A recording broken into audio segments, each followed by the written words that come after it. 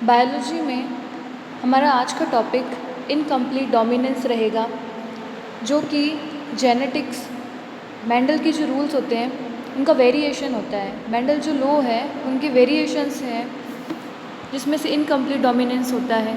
Incomplete dominance जो होता है एक इंट्राजेनिक इंटरेक्शन होती है। इंट्राजेनिक इंटरेक्शन का मतलब ये होता है कि 2 क्रोमोसोम प्रेजेंट होते हैं, जिसमें फर्स्ट जीन अगर कैपिटल T होता है एंड सेकंड स्मॉल t है, तो इन दोनों डिफरेंट के बीच में जो इंटरेक्शंस होती है तो उसे इंट्राजेनिक इंटरेक्शन कहा जाता है। और इसी का एग्जांपल जो होता है वो इनकम्प्लीट डोमिनेंस होता है। इनकम्प्लीट डोमिनेंस के अंदर जो F1 जनरेशन हमको मिलती है, जिस तरह से अगर हमने एग्जांपल रेड फ्लावर जो डोमिनेंट होते हैं, जिसको हम कैपिटल R से रिप्रेजेंट करते हैं, और one flower is white flower जिसका रेसेसिव कैरेक्टर है, जिसको हम स्मॉल r से रिप्रेजेंट करते हैं। इन दोनों के बीच में जब क्रॉस करवाया जाएगा तो जनरली हमको जो क्रॉस करवाया जाता है, जो हमारा लॉ ऑफ डोमिनेंस होता है, उसके अकॉर्डिंग F1 जनरेशन के अंदर डोमिनेंट कैरेक्टर हमको मिलने चाहिए, लेकिन यहाँ पर इस तरह से नहीं होता है। इसमें जो F1 जनरेशन हमको मिलती है, ये F1 जनरेशन के अंदर जो गैमेट बनते हैं वो कैपिटल R स्मॉल r आता है। दोनों के बीच में क्रॉस होने के बाद में जो F1 जनरेशन होगा उसके अंदर कैपिटल R स्मॉल r मिलता है।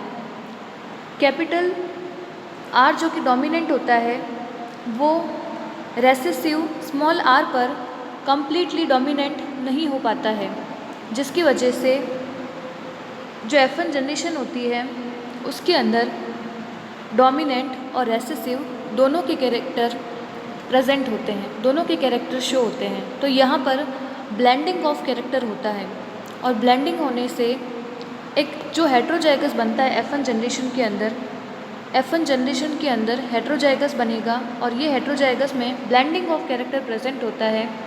तो यहाँ पर पिंक कलर और वाइट कलर के अंदर ब्लेंडिंग होती है, और ब्लेंडिंग होने के बाद में जो F1 जनरेशन के अंदर कलर मिलता है वो पिंक कलर के फ्लावर मिलते हैं। तो हेट्रोजाइगस के अंदर ब्लेंडिंग ऑफ कैरेक्टर जो प्रेजेंट होता है, इसी कैरेक्टर को इनकम्प्लीट डोमिनेंस कहा जाता है, क्योंकि इसके अंदर डोमिनेंसी कम्प्लीटली प्रेजेंट नहीं होती है, इसीलिए इसको इनकम्प्लीट डोमिनेंस कहा गया है। इसके अंदर कैरेक्टर्स का ब्लेंडिंग प्रेजेंट होता है, ब्लेंडिंग होगा दोनों कैरेक्टर का, और एक नया कैरेक्टर हेट्रोजाइगस के अंदर प्रेजेंट होता है। इसकी डेफिनेशन देखते हैं हम। Incomplete dominance is when a dominant allele or form of a gene does not completely mask the effect of a recessive allele, and the organism resulting physical appearance show a blending of both allele। जो dominant allele होता है वो completely recessive allele के character को mask नहीं कर पाता है, उसको कवर नहीं कर पाता है, और जो भी ऑर्गेनिज्म F1 जनरेशन के अंदर मिलता है उसमें blending of both allele present होता है, और ब्लेंडिंग से एक नया कैरेक्टर प्रेजेंट होता है। इसको सेमी डोमिनेंस और पार्शियल डोमिनेंस भी कहा जाता है। एग्जाम्पल जो हमने रोज़ में देखा है, the allele of red colour is dominant over the allele of white colour, but heterozygous roses which have both allele are pink. इसके अंदर कैरेक्टर का ब्लेंडिंग होता है, और ब्लेंडिंग होने के बाद में एक न्यू कैरेक्टर रिप्रेजेंट होता है जो कि हेट्रोजाइगस के अंदर होता है।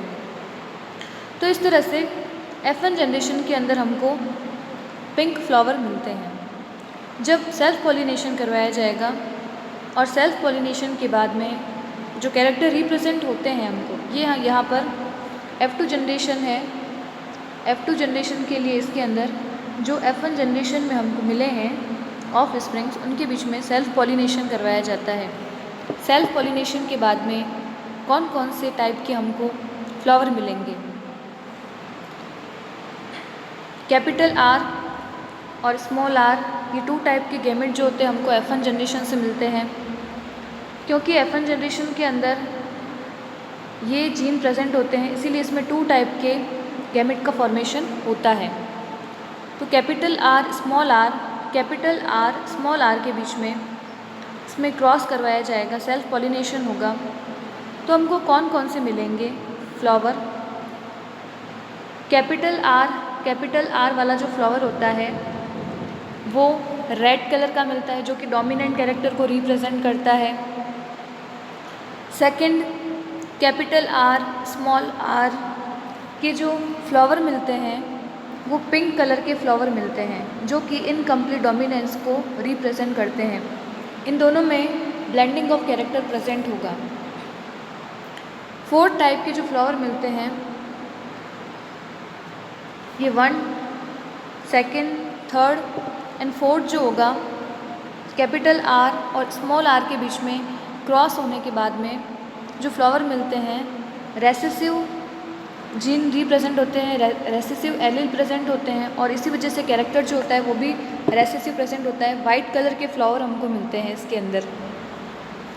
अगर हम इनका फिनोटाइप और जीनोटाइप अगर देखेंगे तो इस तरह से मिलता है हमको। जैसे फर्स्ट ये हमारे पेरेंट है कैपिटल आर और स्मॉल आर है। इनके बीच में इनसे गैमेट मिलता है कैपिटल आर और कैपिटल स्मॉल आर। इनके बीच में क्रॉस होने पर F1 जनरेशन मिलेगी और F1 जनरेशन में कैपिटल आर स्मॉल आर मिलता है, और ये सभी फ्लावर जो होते हैं वो पिंक कलर के होते हैं।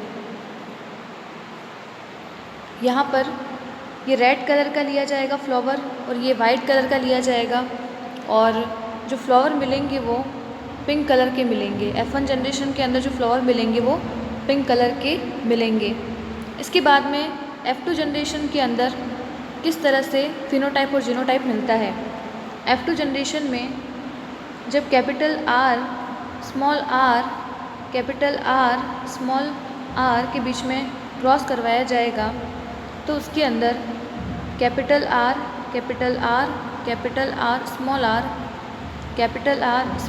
एंड स्मॉल आर इस तरह से चेकर बोर्ड हमको मिलता है।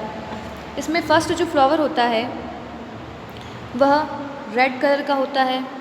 सेकंड, ये 2 जो फ्लावर मिलेंगे वो हमको पिंक कलर के मिलेंगे, जो कि इनकम्प्लीट डोमिनेंस की वजह से मिलते हैं। और थर्ड टाइप के जो होते हैं वो वाइट फ्लावर मिलते हैं, जो कि रेसेसिव कैरेक्टर को रिप्रेजेंट करते हैं।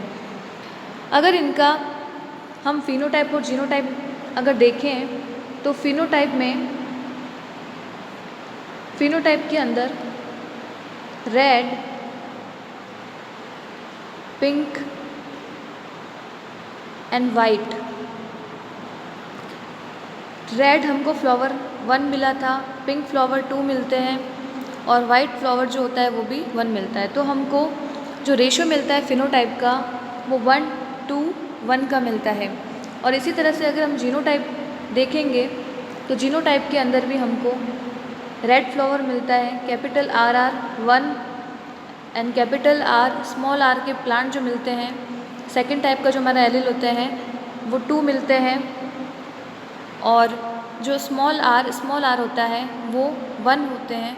इसीलिए फिनोटाइप और जीनोटाइप अगर हम इनकम्प्लीट डोमिनेंस का राइट करेंगे तो वो 1:2:1 ही मिलेगा, दोनों का सेम मिलता है। तो इस तरह से ब्लेंडिंग ऑफ कैरेक्टर हमने देखा, और ये वेरिएशन होता है मेंडल्स रूल्स का, जिसके अंदर हमको ब्लेंडिंग ऑफ कैरेक्टर जो होता है वो हमको दिखता है, इसमें प्रेजेंट होता है।